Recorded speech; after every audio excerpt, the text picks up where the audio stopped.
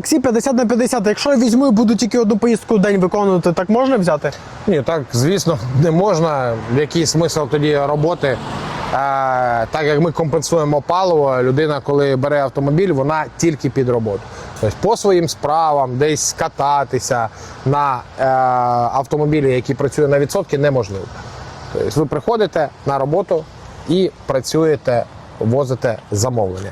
Якщо вам потрібно для особистих цілей автомобіль, то оренда автомобіля у нас також присутствує. Ви можете взяти Hyundai Sonata або той же Prius для особистих поїздок, працювати на ньому навіть, або їздити по своїм ділам.